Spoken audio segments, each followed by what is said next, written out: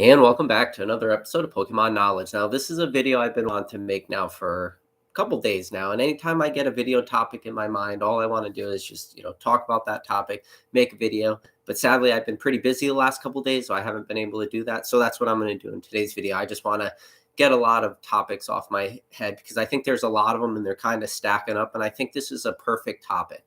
And the topic is just being able to mentally understand or make sense of why you make the purchases you make, and what are the effects it has on you personally and mentally.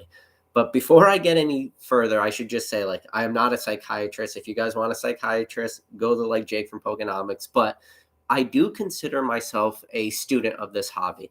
And when I say I'm a student of this hobby, well, what do I mean by that? Well, I look at the market, I look at trends, and constantly, as what I consider myself a student of this hobby, is I'm constantly observing and constantly trying to make decisions for the future. And the way I'm able to do that, make my decisions for the future, is to look at how people are acting or how people are making, their buys or rationality, stuff like that. And by studying stuff like that, I'm able to potentially time the future or find cards right now that I think maybe are extremely undervalued and that people will want to pick those cards up in the future because for whatever reason, maybe they're missing their opportunity today. Because in order for Pokemon to be investable and not just collectible, you need price increases. And the only way price increases happen is if people need to go back and acquire stuff that they should have at lower prices, but for whatever reason, they didn't. So when I talk about the mental and the, how do people mentally rationalize their purchases? Well, I can only talk about myself. So the way I'm able to do a lot of my rationalization, so how can I justify a lot of my purchases, is I'm kind of in one school of thought where I think most of the hobby and most collectors are sort of in this other area.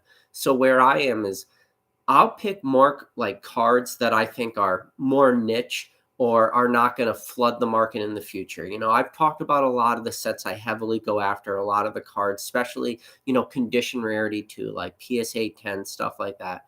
So I'll look at a card that say a PSA 10 that only has a population of 40.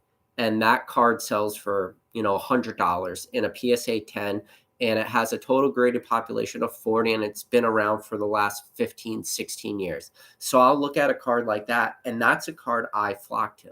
Where you have the other, school of investor, or the other thought is somebody will see an ultra popular, ultra ton of, Pikachu, Red's Pikachu, 20th anniversary. That's a perfect example. A card that has a ton of cards out there, but it still sells for that same price, $100.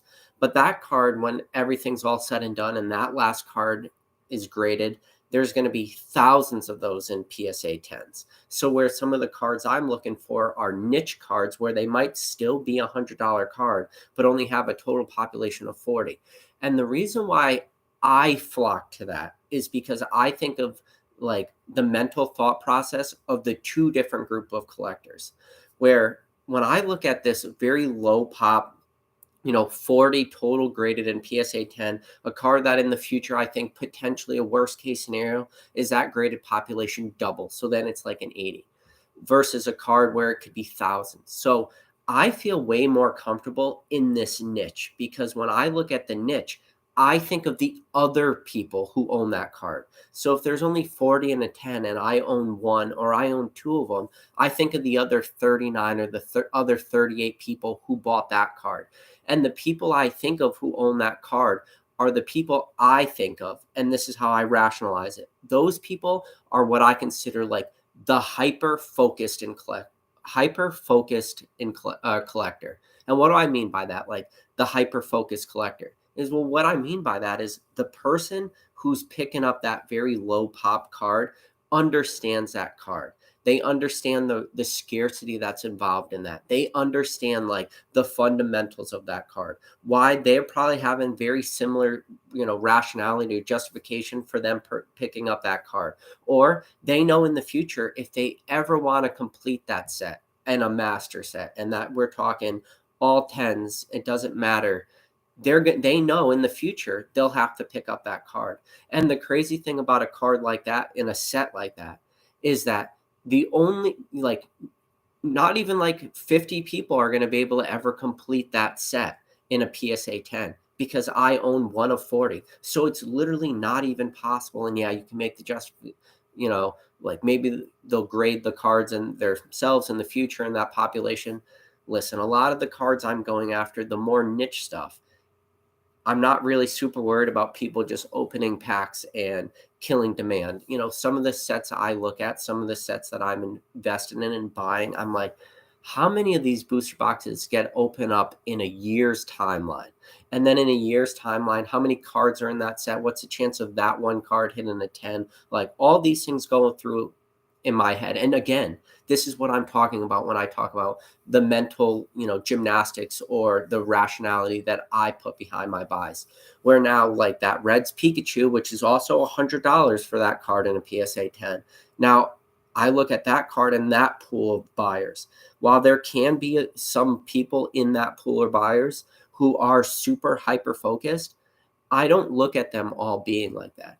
I look at those people as having very weak fundamentals if they're only going after cards like that and they're not going after any niche stuff where they're just, fly by their seat of their pants. It's whatever they see, whatever they like, they just click buy it now. They don't put any thought into it. They don't really care about the fundamentals and they just care about, maybe they just like the artwork or they just like the card, but that's it.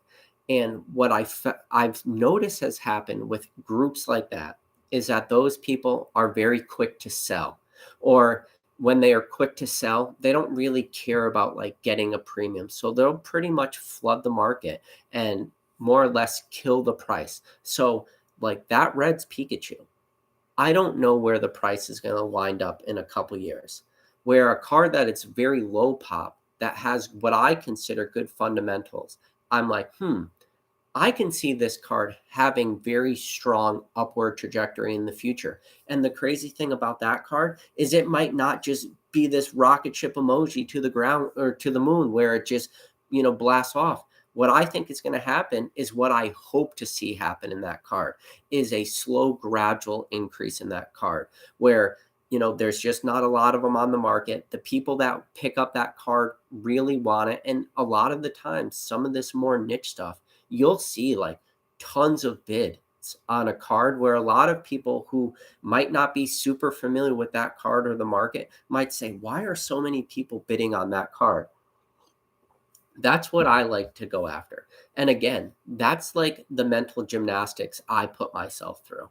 And, one of the things I want to talk about in this video, and Rattle made some videos very recently in the past, and he talked about like that company was making mystery boxes and not sending out products to their clients and stuff like that. And I always say, like, stay away from mystery boxes.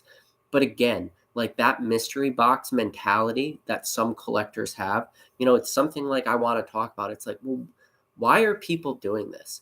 Why do people still pay a lot of money for sets at release when prices start to go up? Never wait for second waves, stuff like this. Like, and this is the thing, and this is the reason why I want to make this video, is because constantly throughout my day, I'm having just like this crazy internal dialogue where I'm trying my best to, think this stuff through in my head. And sometimes I just have to make a video like this where I could just talk all the thoughts that I have. And when I think about like, okay, there's like, we're just over and over and over again seeing people make the same mistakes where when this market started to do this, like it started to level out and it's not as hype right now and everything. The crazy thing is, and I've said it in other videos, is I'm more comfortable right now with every purchase I'm making, everything that I'm buying, than I think I have ever been in the entire time I've been in this hobby, where I am right now at this moment so happy and so comfortable, and where my mental state is at its best. And I know a lot of people, and I don't want this to come off as me being like, oh, it's just a brag thing, because a lot of the content that's been coming out lately have been a lot of people talking about like the fatigue or the mental burnout and the other factors that are really hurting them in Pokemon. And I'm just like, man, I'm just in such a opposite boat right now, because right now when I look at the market, and I don't even have to do it from the outside looking in because I'm very in tune with the market, you know, and I look at it, I'm like, man, this is a great market right now. Everything is right where I was hoping it would be. And, a lot of where cards are, where product is a lot of, best case scenario kinds of stuff. And there are still sets that I'm still nervous about. I look at like, Evolving Skies at 150 a booster box. I'm like, man, there can still potentially be, a reprint of this set. But I'm not worried because my position's already built in Evolving Skies. I look at like people already starting to kind of talk poorly about Brilliant Stars. And I always laugh at that because I just think that those people are just too heavily invested in Evolving Skies. And people talking about like, Brilliant Stars is potentially like going down in price and all this crazy stuff. And if anybody out there is watching this video after the fact, so weeks or months or maybe years after the fact, who knows? Trust me, some people do watch my videos from 9, 10 months ago, and I don't know how they do it, but they do it because the information during those videos has, keep in mind when I make a video, the information is relative today to right now to whoever's watching this video live. But to watching this video months down the line, this could be weird. But right now, Brilliant Stars is the most current set. Astral Radiance is still just a thought of a set coming in the future. Pokemon Go set is still just a set in the future. Right now, the shelves have Brilliant Stars on it. So when I hear people talk about like Brilliant Stars as potentially not being this great set or this investable set or all this stuff, I kind of sit back and I laugh because we're living into today. And yeah, we're seeing some booster box prices creep down to like 115. And I'm thinking like a price like 115 and the fact that people don't want to buy Brilliant Stars at, I hope that just ages horribly where everybody's like, oh my God, I can't believe people were talking poorly about Brilliant Stars at 115, where I look at a set like that and I'm like, that is a great set. That is what I look for in a Pokemon set. Character rare subsets, Charizard chase cards, awesome. That's just a banger set. It's like a cosmic eclipse. But then I look at some of the sets that are right now at the time of this video, still kind of in the dumps. So you got, your battle styles and your fusion strikes and your chill and rain. Well, guess what? We saw a lot of those bottom out, sub $80. Right now, you can't really find any auctions or any buy it nows on eBay for that sub $80. You know, Battle Styles is starting to creep up, seeing like 83. Same thing with Chill and Rain. Same thing with Fusion Strike. They're all sitting right around that $83 range. So, and why do I say this is all good? Because this is where I'm hoping the market goes, is that slow, gradual creep. Because those three sets I just listed, Fusion Strike, Chill and Rain, and Battle Styles, I don't see those sets as being reprinted in the future.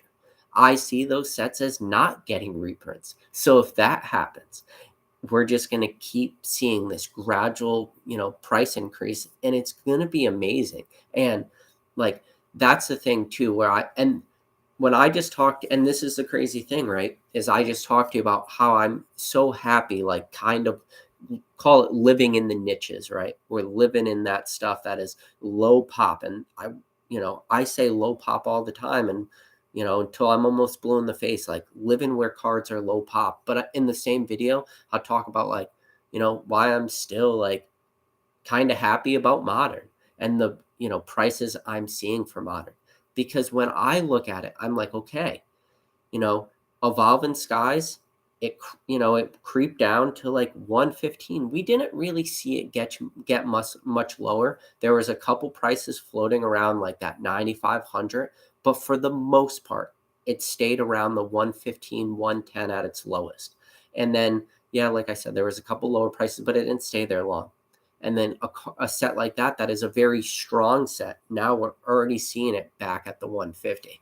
Now, this is the thing where I always say, like, I'm always comfortable with my buys because I'm buying things at prices that make sense to me.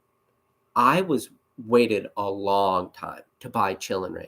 I literally waited to buy Chill and Rain till it dropped below $80.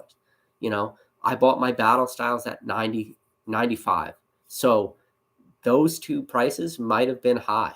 I bought it pretty early on. Um, my Fusion Strike, I bought at like 83. So those prices for me are very low. But this is the mental, this is the comfort zone. It's like, am I comfortable buying product at whatever prices I'm buying it? And the answer is always yes. And the reason why is like, because I'm never looking at best case scenario, which is probably like the opposite mindset that most people have. Most people are probably always thinking like, what's the best case scenario? How much can this be worth? Like what kind of rocket emojis can I see for this product today? And all I ever think about is worst case scenario. I'm always saying, where is my downside from buying stuff? And I say, where do I need to then, like start liquidating stuff? And, it's like that old saying, or it's not even an old saying, I guess it's a new saying now in Pokemon. It's like buy, so it's buy high, sell low, panic. It's like that's a lot of the thought process people have. But I'm just always thinking, it's like, man, are people just so strongly over leveraging themselves in Pokemon? And like just this week, I bought and I don't talk about things other than Pokemon because this is a Pokemon channel, but I bought two other trading card booster boxes from dead games from like 95. One of them I bought was from 94. One of them was from 95. I bought it this week. I bought them for like, well, this is the crazy thing is when you get to like that very obscure stuff that people aren't buying anymore, dead games, you have to pay shipping because at that point, anything that's like sub $20, it's $9 for shipping because otherwise people just won't sell it. But I was picking up like old trade, and I've done this forever. And this is the crazy thing is like that's when your best offer is your best friend. But I look at it this way: if I can still be buying dead card games from 95 that literally have zero buying pressure on the entire market, and you see like one or two booster boxes sell a week, and one of those booster boxes was the one that I bought. If I'm still comfortable buying that stuff because I really like it, and that's something that is a dead card game that literally has nobody buying it, and I'm comfortable at $30 for something that probably in reality has a price, it's probably worth zero because there's nobody else out there buying it. But I look at something like that. When I'm comfortable buying something that has no market at all, how comfortable I am buying a Pokemon booster box at $80. And I'm like, zero market, with the exception of maybe me and the one other person that bought it that month, and who knows who that person is, or $80 booster box, and however many tens of thousands to hundreds of thousands of people are in Pokemon. It's like, I feel pretty comfortable in both. And that's a crazy thing. And that's what today's video is. And you got to think about what the title of this video is. It's being comfortable mentally with your Pokemon buys. Now, can Pokemon crash? Can Pokemon burn? Can Pokemon go to zero? I guess anything is always possible, right? But it's that mental gymnastics that I'm telling you about. And that's why I wanted to make this video, is because I wanted to talk about like some of the mindset that I go through. But then I look at other people and I hear a lot of sentiments from a lot of people. And I think that's really like what I'm trying to get at, is the sentiments I hear from other people. And I'm in Discord groups, and I don't really talk in any Discord groups, but I'll read what people write. And it's always funny, like not all Discord groups are made the same, and not every like group is made the same, but it's funny to read some people's thoughts, some people's comments where they're just the most bearish, most bullish anti-Pokemon people in the entire world, where they just think the world is crashing and burning. And I always look at those people and I say, why are you in this Discord group? It's almost as if somebody planted them to be in there because of how negative they are. But then, on occasion, these same people will talk about like the buys they're doing and the things they're acquiring and the purchases they're making. And it's like, oh my God, I would never in a million years do the buys that that person was doing. And I see what they're doing and I understand their buys and I see the prices and I see the products they're talking about. Like the products that these people want to talk about, I always laugh at because it will be like stuff that I still consider super, super modern. They'll talk about like, you know, Sun and Moon booster boxes, or Shining Fates, or not Shining Fates, Shining Legends ETBs, or they'll talk about like, sets that just recently, Sword and Shield booster boxes, or Sword and Shield base, or Rebel Clash booster boxes, or now they're starting to look at Evolving Skies at 150, and I just read all these things, and I'm like, man, why now? Like, where were you during all the time that this stuff was low? Like, you were talking about how the market was crashing and burning and all this, but like now you're looking at making, like now you think is the right time to start building positions and Shining Legends out of all the freaking sets, or you're thinking now's the time to buy, Evolving Skies booster boxes at 150. It's like, what?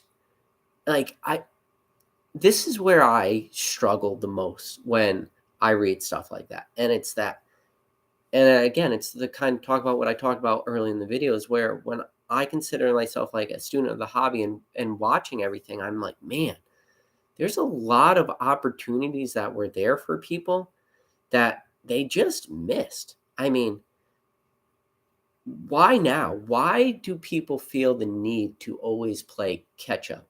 Like, the best advice I could give people is, if for whatever reason you didn't want to make buys, or you dragged your feet, or you thought the lower bottom was going to come, if you saw Chill and Rain booster boxes at $80 and you're going to say, you know what, I'm going to wait for them to go the 7 day because that's where I think I'm going to start buying them at, or something. It's like, I can't I can't help you. I don't know if anybody could help you. I don't know if you could help you. And then it's just like, and the things people are buying, and I go into stores still today, and I know it must be my part of the country. I live on the East Coast, and I see a lot of people talk about like having products on their shelves in Targets and Walmart and stuff like this. And where I live, there is not product on the shelves. And if there is product, it's not a lot, and it doesn't last on the shelves either. So you still have people out there picking up all this product and clearing out the shelves. And there's no way people are doing that anymore for like the investability or the flippability of this stuff. It's got to be for just their personal enjoyment, for their personal collections, just because they want to open stuff. But I mean, how many check lane blisters with, I think Brilliant Stars has like one of them's an Eevee. Like, how many Eevee promos do you need? How many, why are these things not on the shelves around where I am? Like, who's buying this stuff when you can go buy the same thing on Pokemon Center, stuff like this? So I don't think it's the scalper or the investor mentality. It's just like, are people that starve for this stuff? But then I look at like, this is a problem too. It's something I need to do mentally. And the reason I want to make this video is I do this video almost just so I could like talk through things mentally. Is like, man, if you did want to do that, if you want to open a lot of stuff, why wouldn't you just buy booster boxes? Why wouldn't you want to get your price per pack to the lowest possible dollar amount that you could potentially get it to? So if you like to buy stuff to open it like for me, I'm like, and you're buying, I don't know, what are check lane blisters, like $5 and change? You're gonna buy 4 or 5 of those. That's $25. I look at booster boxes. I'm like, that's like, and again, even a booster box at $100, you're talking that's a quarter of a booster box. It's like, I'm constantly looking at like price per pack, stuff like this, because and I think a lot of my rationality is the reason why I'm constantly looking at price per packs for stuff like this is because I'm kind of looking at like the long term for this hobby. And I'm like, what's the most I can do with the smallest amount of money possible? Because if I could take just a smaller amount of money, but do a lot of the things that I want to do, like I could continue to buy more stuff. And that's the thing too, is anytime I do my purchases, I'm constantly trying to get things at, the lowest possible price, because a lot of times, even when I pick up cards or, I'm always thinking again, that worst case scenario. So I need to already like build in a lot of like buffer for me. And just the other day, I put out a pretty decent size offer for some cards that I wanted. Some of these cards I already own. And crazy thing is some of the cards that I wanted to purchase, some of the comps that I was fighting against, or not fighting is probably a bad word, but some of the comps that I knew that seller were using were comps that I accidentally created by either buying that card or being the second bidder of that other card that they were using as a comp. So I'm like, I've like artificially like hurt the very small term of this subsection of the market for some certain cards.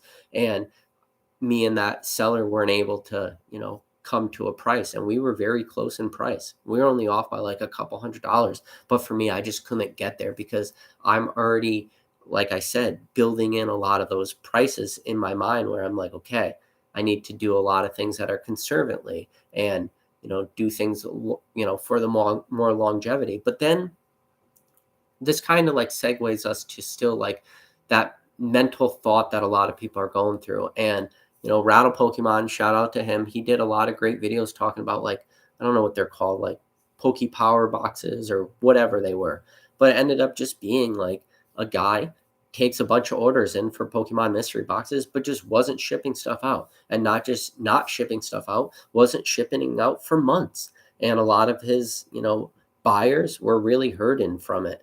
And you have a lot of big content creators opening mystery boxes because honestly, the reason they do it, and a guy like Pokerev, who's been on this channel before, and if you haven't had a chance to watch that live, I recommend you going on the channel and watching that live. It was me, so it was me, Pokerev, Cool Trainer Ryan, and Rattle all in the same live. It was a great time.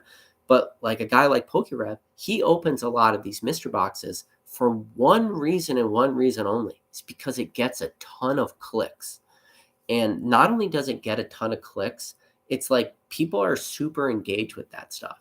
And for probably a large majority of the people in this chat or watching this channel, this is probably not an issue you run into. But because you're probably not picking up mystery boxes because you're going to say, well, if I'm going to spend $50 to $100 on Pokemon, I'm going to go out and pick up that product myself. I don't really want to leave it in the hands of somebody else because in reality, what's probably going to be in that mystery box is just going to be somebody else's secondhand junk or stuff that they don't really want. And they're just trying to dump it off in mystery boxes, whether that's, junk slabs or, bulk packs they can't get rid of. And, there's this chase to everything, and who knows what the true chase is. There's very few mystery products on the entire market that actually have very transparent chases to it, or like true pull rates, I should say, of what you're actually going to get. But the crazy thing is the mental like thought process that all these people still do. Why are they why do those products sell? Does that, am I making sense? So why are people able to still make mystery boxes? And why do those mystery boxes still continue to sell? Like, why? I don't understand how products like that could even exist, because we've seen this stuff open now on enough people's channels for enough time. It's like, why? Why do people buy this stuff? Is it really just that super like in like gambling mentality that people have where they really just do not care that they're just paying people a premium for crap? Some of the slabs I've seen people open for mystery boxes, like, just garbage grading companies that should close, like, and this is my opinion, of course, but like, like AGS grading, like just dumpster fires of grading card companies, or, like super bulky CGC returns or PSA returns that, super low grade for just crap that you're almost surprised that people graded with PSA in the first place. Like, you'll see some of the stuff come out of mystery boxes, and it's just like, why? Why did somebody buy this? And how did this company continue to sell all this stuff? And I don't think I'll ever really know that. And again, maybe this would be a better video for a guy like Jake, who is a psychiatrist by trade, could understand, like, what people's thought process can be for doing something like that. But I think it just boils down to it. Again, I think we live in this little tight bubble, right? Where a lot of the cards we're going after, a lot of the sets we're going after might be more niche, might be more high end. And I'm sure, out of the 60 whatever people watching this video right now, like the mindset or the Poke knowledge you guys have. Yeah, shout out to the channel name. But, you guys are probably, for if you can take all your guys' knowledge and put it against, probably greater than 90%, maybe greater than 95% of the hobby, you guys would probably know a lot more about this hobby in general, because you're probably not just the average collector, the guy who just doesn't really pay attention to everything, doesn't understand what's going on, doesn't really understand the history of any of this stuff, and is just like a passive collector. And maybe that's what those type of people are, who are buying mystery boxes of this junk stuff. Maybe they're just so passive when it comes to this hobby that they are just this true, like, I guess you would have to call it the most truest of, I don't care what money I spend. I don't care if I get burned. I don't care if the purchases I'm making are poor. I just want to buy this stuff. I just want to open something and have somebody package stuff and send it to me because I like the mystery of it. And maybe this is something that I could understand, their thought process. And if you noticed earlier in the video, I mentioned that I do have that thought process for some things.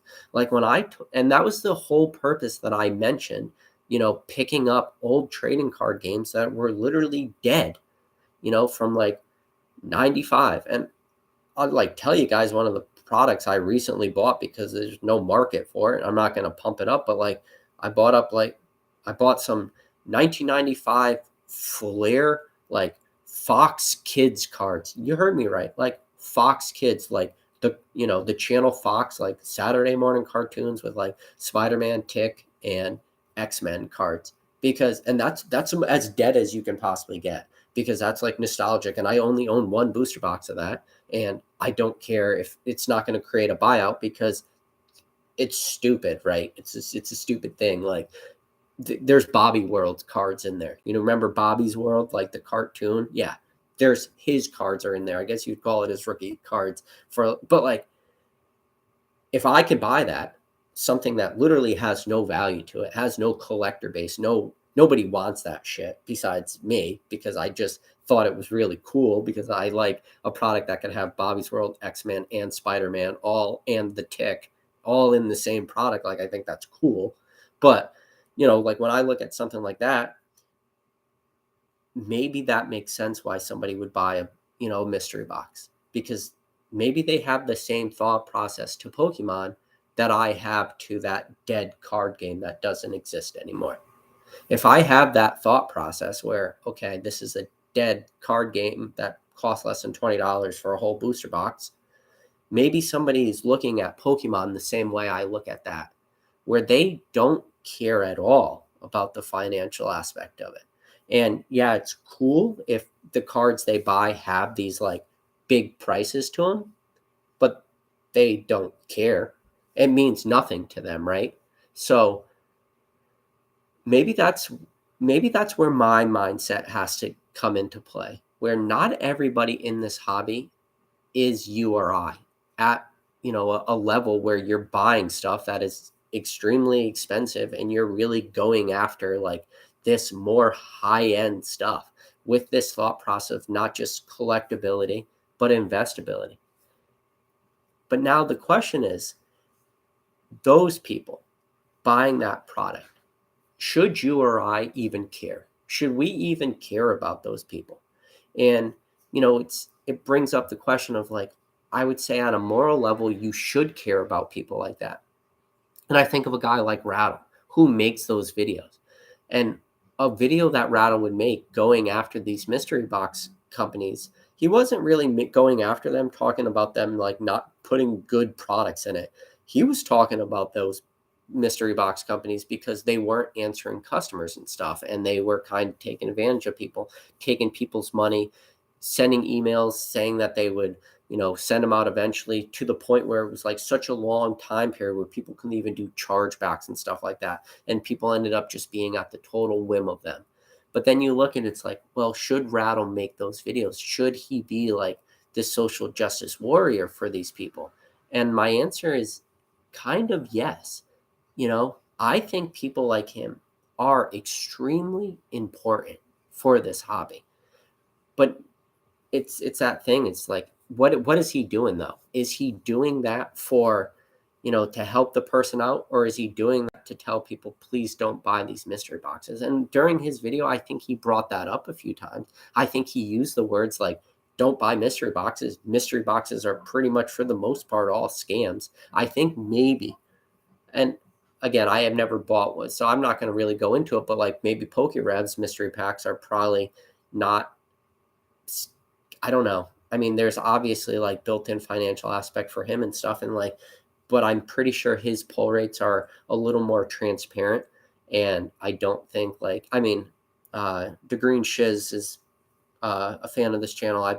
He's been on a live on this channel. I'm gonna actually be on his channel on Thursday. We're gonna record a video. He opened up a PokeRev mystery pack and got like a Jungle Unlimited pack out of it. So it does mean like the pull rates are probably true there, but it's this weird mental thing, and I don't know.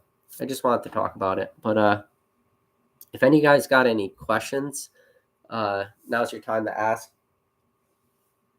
I didn't want to make this like a super long video. I just kind of wanted to talk through a little bit of like my thought process for, what like the psychological thoughts people can be making on justifying stuff. And, because it is an important conversation to have it, because I think every single person out there watching this video will be different. They will have a different thought process of how do you justify your purchases. And I told you how I justify my purchases. When I look at a card that has a low pop, because I think of the other people that own that same card as being hyper focused, that's what I do, like personally. Professor Oak said, draw 3 cards. I don't know what that means.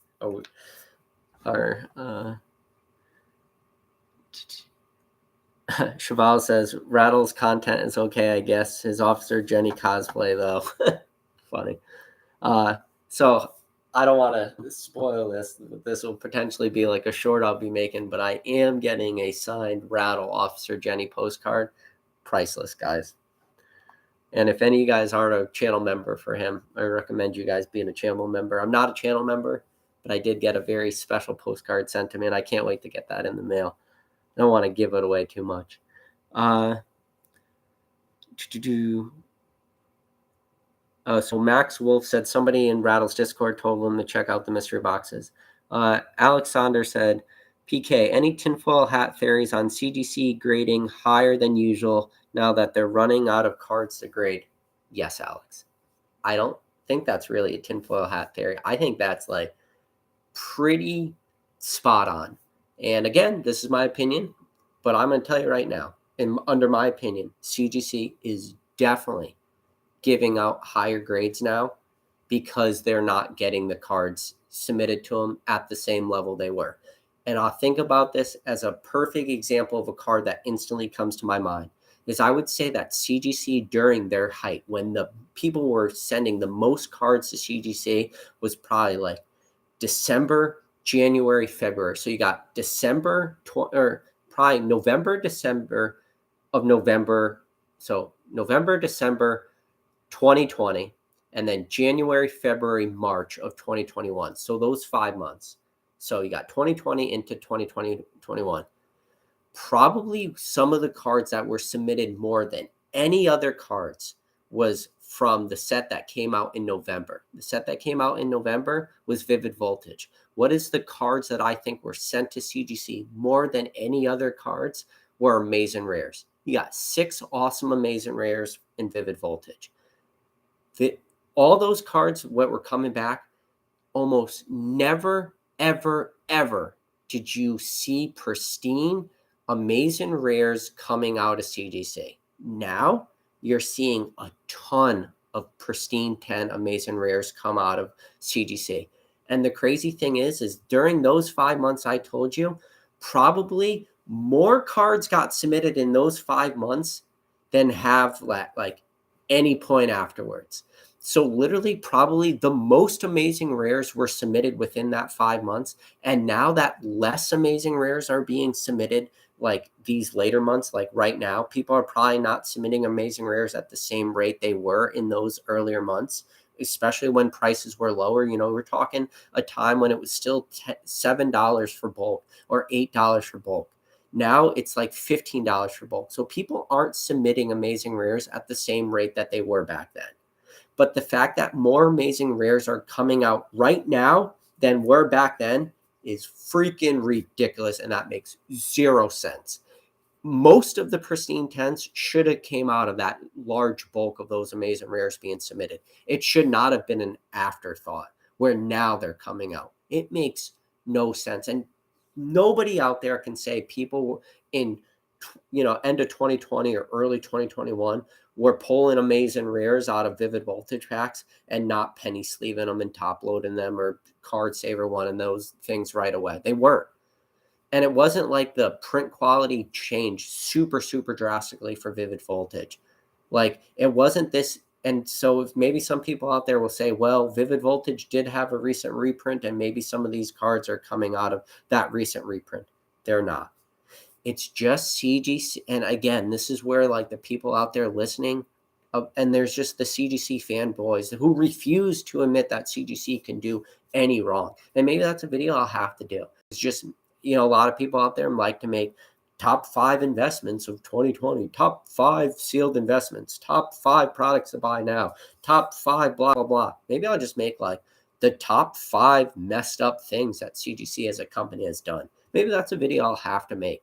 And I'll just, break the dislike button. Luckily, nobody could see the dislike button anymore. But yeah, tinfoil hat theory, to answer your question, Alex, CGC is definitely handing out 10s way more than they were a couple months ago. And do I believe, my personal opinion, that they're handing out 10s because people are not submitting to them as much as they were? Yes, I think that is definitely a factor. And I think there's a lot of evidence to show that CGC prices are not even close to what PSAs are. And especially on this high-end stuff, I don't know. Ancient Muse said, knowledge, you're going to do a video on your Aquapolis Hypno card. I don't know. I did get that card back, but yeah, I think I could pull the card out probably for my next live. Cheval, that's a funny comment.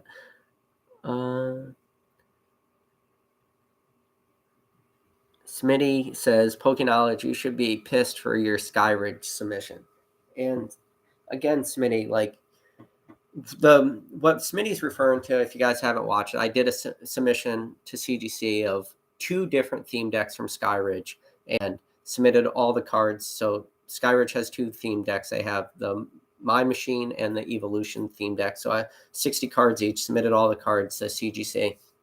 And the thing that I just couldn't wrap my brain around and couldn't understand is how the centering grades for cards that were in the same row of the sheet, the centering grades were different. I just could not understand how the graders were doing that. And if you guys don't know why the centering grade should matter, is because theme decks come on one sheet. Theme decks are not individually hand sorted in the factory. It's not like the normal sheets, like normal set sheets, and then some like lady or man's out there counting out 60 card theme decks. Like it doesn't work like that. Theme decks, back in the day were like $9. I mean, the logistical cost to hand sort theme decks wouldn't be worth it. So they all came off the same sheet. Those cards in the theme deck were all in a row like that.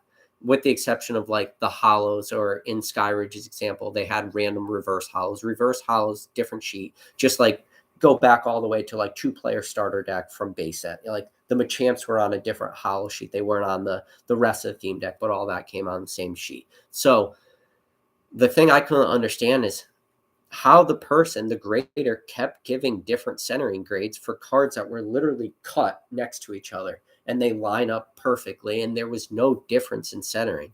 Or another thing that those sheets had were the surface grades. I had a surface grade on a card that was next to it. So you had one card on the sheet and the card right next to it. This card for surface got an 8.5 and the card right next to it got a 9.5. And I was showing those examples and I'm like, this shit doesn't make sense. This is an example of inconsistent grading on CGC's behalf, especially when it comes to subgrades. And people in the comments just hated that. You would have thought like I killed their dog or something. Like they were just heartbroken by that. Like, because no one had ever seen anybody go after CGC because of their subgrades. All the, arguments in the past were always, if you want to understand why CGC graded your card the way they did, you should get subgrades so you could see exactly why. But then once I did this for the sole purpose of finally shutting people up, it was just like the total opposite. And then people are like, you don't understand like how the blades for the cutter could work, or potentially like the printer machine could have ink. And it was just like, oh my God, you can't win. It's a unwinnable argument. I can't think of any example I could give to people of like why CGC's grading is inconsistent and have them accept that. Like, even if I were to crack all these cards, which I'm not going, because it would cost me literally a fortune to do that, especially at $15 for bulk grading, and resubmit every single card and watch the subgrades come back all drastically different, there would still be people out there who would say the only reason those subgrades came out different was because I cracked them out of the slab and I probably damaged them while I cracked it. Like, that would be their excuse. They'd be like, oh no, you must have damaged that card somehow. That's why the subgrades are different. Like, it's a lose-lose. You cannot win that. Traval says they should change their grading scales way before, and they're doing it after they go through their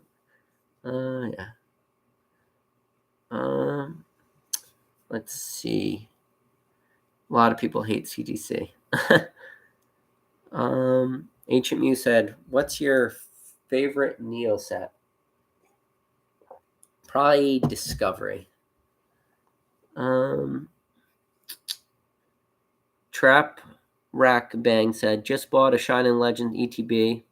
I waited so patiently through the hype. I'm sorry, I actually think I shit on Shining Legend ETBs earlier.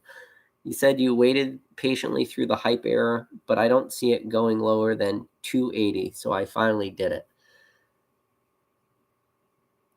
My only question to you is, why did you wait?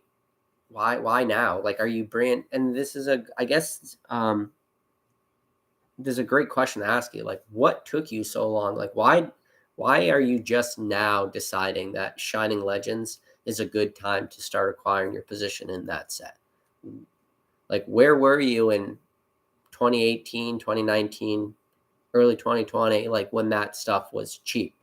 Do you not in the hobby then? Like, did you just come back in 2020, 2021? And if that is the case, and I can understand if you're like, okay, I've been watching Shining Legends, you like the cards maybe, or you like it, but like, why Shining Legends? Out of all the sets, out of all the cards, like, I look at that price, 280, and I think of all the other stuff in this hobby I could spend 280 on. So I am just a little curious, like, why now? And why not just longer? Let's see. He said he came back into the hobby in 2020 and love Ho-Ho.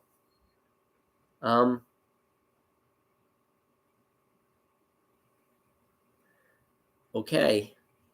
So you like it for the box, for the Shining Legend, for the ETB, for the artwork? Like, I guess I won't really ever. If you like it, if you're happy with that price, like, okay, I guess I look at that price, the 280, and I'm just, again, I know I'm repeating myself now, is that there's just other stuff I probably would have bought for that. If you really just like the ETB, I'm sure you could find somebody out there that has an empty ETB, probably just give it to you, or maybe you probably have to pay for the shipping. So like, I don't know, $10 for somebody to ship it to you if you really like it that much. Save yourself $270. But I guess if you just like Shining Legends as a sealed product play, but if you really like the cards in Shining Legends, like you can probably go out and buy all the cards you want already graded. Like, yeah.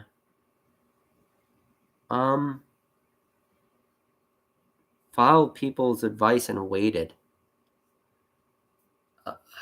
I don't know this is, whose advice were you following waiting? Because if you came back in 2020 and you were waiting for people's advice, like on Shining Legends, like who was telling you Shining Legends was getting a reprint in 2020? Like, I don't think there was anybody saying Shining Legends was a high on the list of getting reprints, especially in 2020 with, everything going on with Pokemon's printing capabilities and stuff like that. That was not, I mean, if anything, like people would have said, maybe be mindful of Hidden Fates reprints, which we did end up getting a little one. It wasn't nearly enough to quell the demand. It did end up getting like Hidden Fates ETBs down to 150. And then Champion's Path, there was like so much demand for Champion's Path. And then after Champion's Path was, Shining Fates. So I don't know who told you to wait on Shining Legends for prices to go down, because I personally can't think of anybody that thought that was being like reprinted. It means more to you, Seal. Go for it. Hey, go for it. Like, as long as 280 is not a lot, like, go for it. So Catch 'em All Collectible said that rumor was out there. It was a bad rumor, but it was out there. Okay, I stand corrected.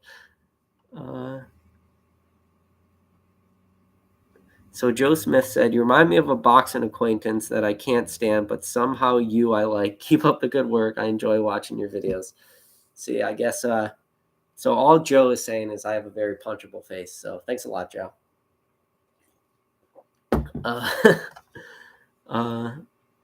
So besides supply dying up and seeing a slow growth in value, what gives people confidence to invest / speculate in Pokemon again?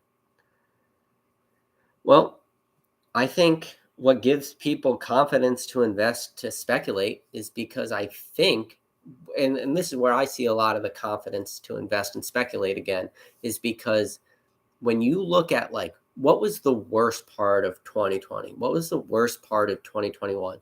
It was the people that were going in there and scalping product. The people that had like no attachment to that stuff was picking up, buying it at, clearing out Walmart, standing in line with all the card guys, bringing it home, and as fast as they got it, listing it on eBay, or clearing out Pokemon Center of ETBs and then listing it on eBay, or waiting on Best Buy, like as soon as Best Buy would put up ultra premium collections, like clearing out as many as they can and putting them on eBay and selling those.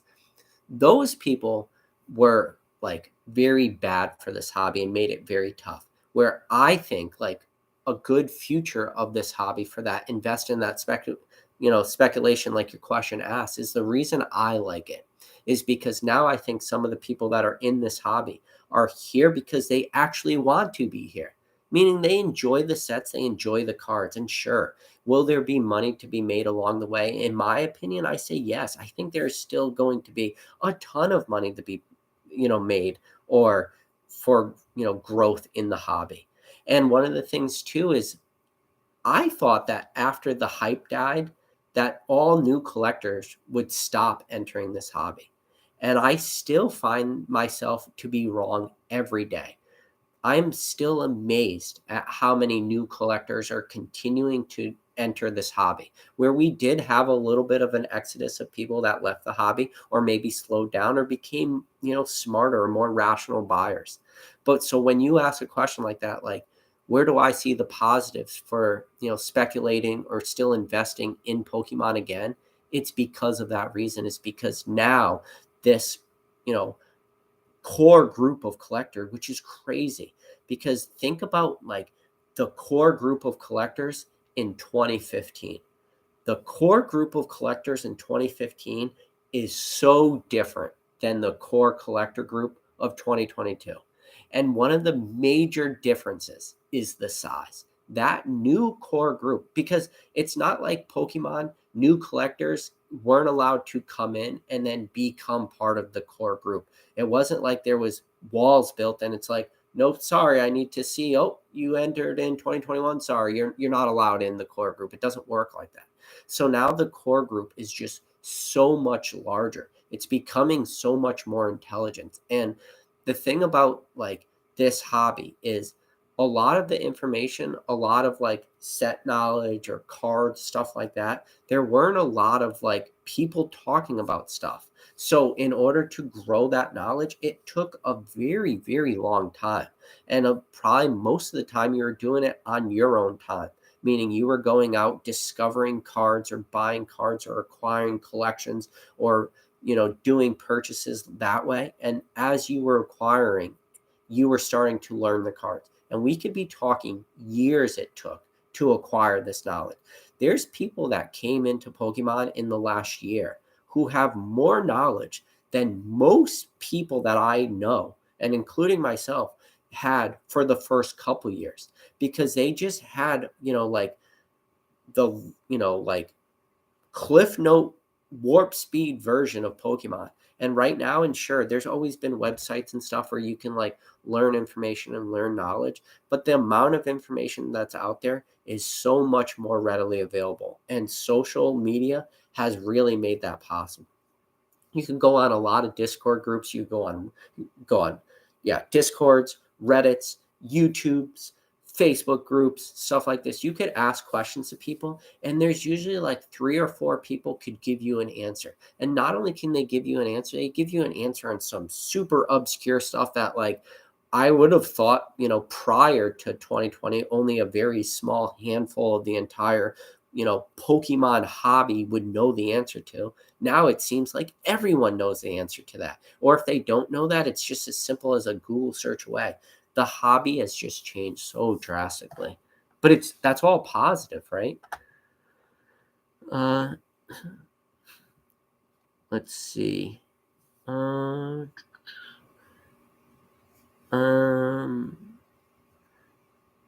Let's see. Catch 'em all, or see Dan Catch 'em all collectible in here. He said it wasn't impossible, but was unprecedented. Anyways, I think anything is a fine buy as a consumer. If you like something and its price is worth it to you, then buy it. Yeah, I think that's what it boils down to. It's if you think it's worth it to you, it's like, do it. Millennial Vintage said Pokemon TCG YouTube wasn't as established either, and I didn't know about E4. Yeah, even E4 is kind of like E4 has died a lot more. I think E4 has kind of moved over to Discord now. Like the conversations that go on on E4 now, it's changed a lot. So Cheval said catch 'em all saying the catch 'em all collectibles. Yeah, I agree. As long as people do it responsibly, can afford it, why not? Always something smarter to do, but you could also get hit by a bus tomorrow, so it's about balance. I guess that's one way to look at it. Yeah, and then this is the thing, like Ancient Mew just said, the hobby is so vast. He's still finding artworks he's never seen before, but he loves it. And it's right, too. Like, this hobby is super vast, and it's something I've said in a million different videos and something I'm going to continue to keep saying. There is nobody out there that knows everything about Pokemon. And if anybody tells you they know everything about everything, they're lying to you. Like, constantly, you will discover new stuff. You will learn about new stuff. And like Pokemon is just this crazy rabbit hole where you will just constantly learn about like different sets, are cards or secret rares or, shinings or, whatever. It's like, uh, even today, like, PokeRev did a booster box break of Platinum Rise Rivals, and I watched a little bit of the break, and he pulled the Surf and Pikachu, the secret rare. I brought that exact setup on one of the most recent lives that I was on with Jake from Pokenomics when I went on his channel. I talked about that set. I talked about that card because we were talking about evolutions and we were talking about like how mass produced all that stuff is and how, the Surf and Pikachu is a secret rare, or it's like, well, maybe some people like that Pikachu from, the original Black Star promo, or maybe some people like it from, like Rise and Rivals as a secret rare. It's like,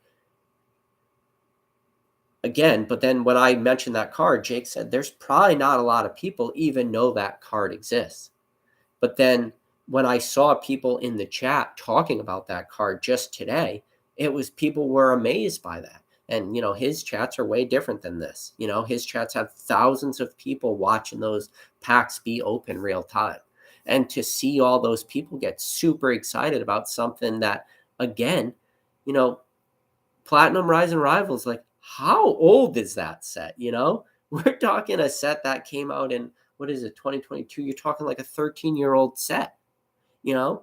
It's crazy, but like people are just now, people have even got close to platinum, it's like, well, what's going to happen? Like, where's the future of this hobby going to land, or where is it going to lead? Who knows? So I do got a super chat. Doodles in the membrane said, dude, seriously, thank you. Thank you for being a voice of reason in the hobby, helping people enjoy the hobby without burning out or spending too much. Hey, man, I appreciate it. I appreciate the super chat. I don't think I mean, that's a really nice comment. Being a voice of reason, I take that as a compliment. I don't mean to be a voice of reason all the time.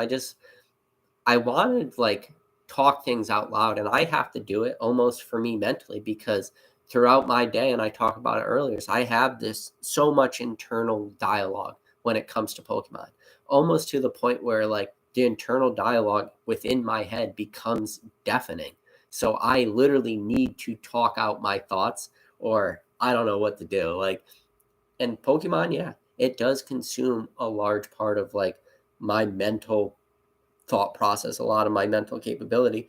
And a lot of that is just reasoning things out to myself. And if I can do it on this platform and just talk to you guys about like why I think things are going on. And, again, I'm not a psychiatrist or anything like that, but it is amazing that you can have just such a diverse group of people throughout so many different backgrounds, and it's like crazy because we talk about Pokemon being cross generational, but Pokemon is way more than just cross generational. It's it's like it crosses so many different demographics too. Whether it's like there is no the racial in Pokemon. It like your financial demographic, while it might matter on like the high end, it doesn't really matter. Like, when you talk about like the financial demographic of this hobby, the most beautiful thing about Pokemon, and I think the thing that is most enticing to people, is the cost of entry. And when you really think about it and you start talking about cost of entry for Pokemon, it's almost nothing. And maybe that's one of the reasons a lot of people like to flock to modern. And if you started talking about cards in only booster boxes, you look at a card that's $700 and you say, well, a $700 card is the equivalent of 7 Brilliant Stars booster boxes. Or maybe it's, maybe 6 Brilliant Stars booster boxes. You're like, oh my God. So you can buy 6 Brilliant Stars booster box. That's a whole case. Like, how much enjoyment, how many cards, how many chase cards can you pull from 6 booster boxes? If that's your cost of entry, or if your cost of entry is even lower, let's go all the way down to V boxes or single pack blisters or Pokeball tins or 3-pack blisters, or, just one ETB, for a specialty collection for $49.95, or a base set ETB or, just normal ETB for $39.99, or, or you don't even want to pay for packs. You just want to buy a bunch of bulk.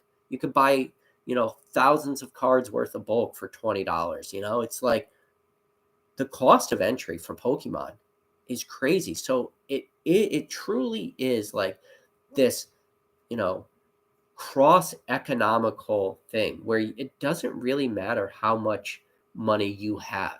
There's still stuff you can buy at all levels of income, whether you're the top 1% of earners, or as long as assuming this is still not like taking food off your table where you can't afford to pay your kid, feed your kids or anything like that. Where if you're still buying this stuff, it's amazing how truly, truly low the cost of entry for Pokemon is.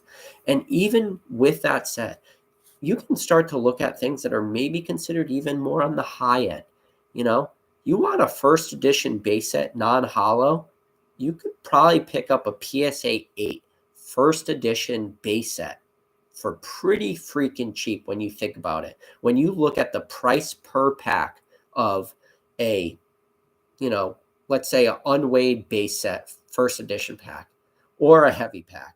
If you were just say, okay, I want a light pack, how much is a light pack of first edition base? Or you can go buy a complete common, uncommon, rare, non-holo PSA 8 or PSA 7 or PSA 6, within that range for probably like super, super cheap. So when you think about, assuming you don't care about like condition rarity, like cost of entry is super low.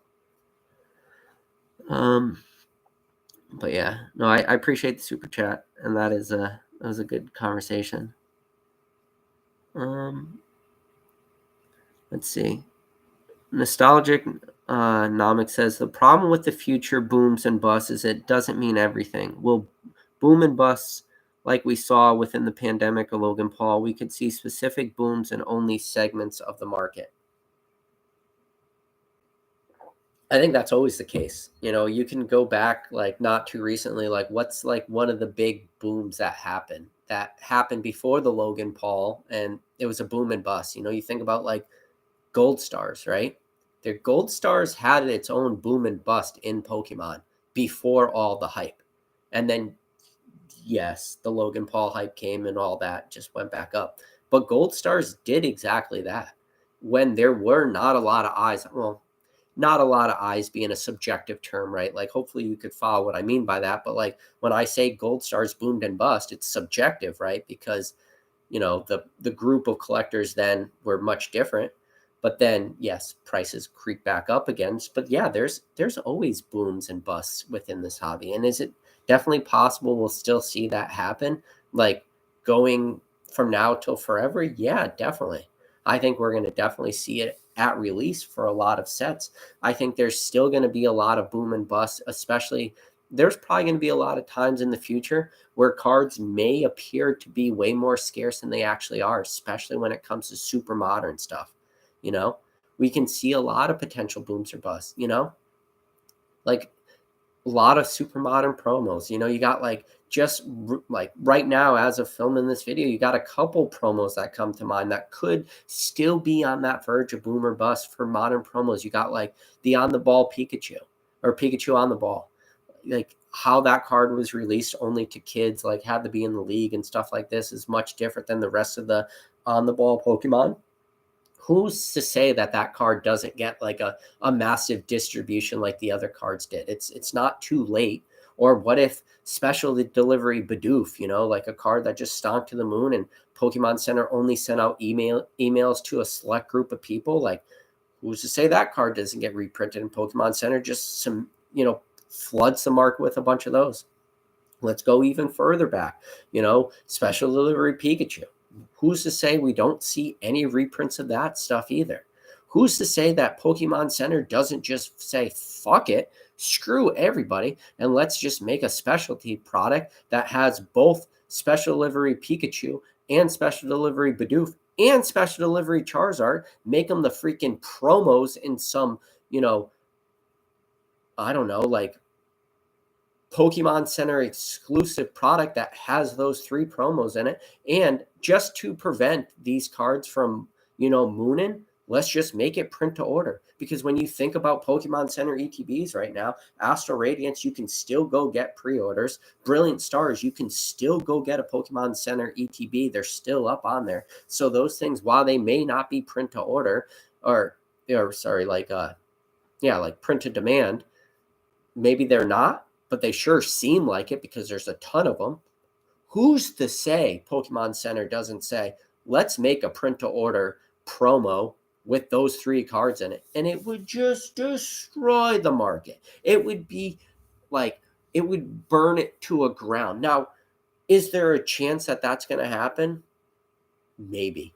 Is it a high likelihood? Probably not. But is it out of the realm of impossible? No. So that could potentially be like a little mini bubble that happens, but that's all just like super speculation. But that would be an awesome product, because I think if you put, 3 promos, Special Delivery Pikachu, Bidoof, and Special Delivery Charizard, which we never got to see, as a Pokemon Center exclusive product, made it print to order, or just an infinity amount of those things, it would be ridiculous. People would freaking lose their mind. I have no clue like what people would do. You could probably just print that stuff for the next year. Pokemon Center would have their, highest income earning year ever. But who's to say they can't do? The Pokemon could do whatever they want. Pokemon's their own boss, man. Yeah. He said Bidoof. What a troll sounding name. Yeah. Thrifty TCG said, put them in the Pokemon Go boxes. Yeah, that would be funny, because if you guys have seen the Pokemon Go boxes, it hasn't even shown the promos yet. Yeah,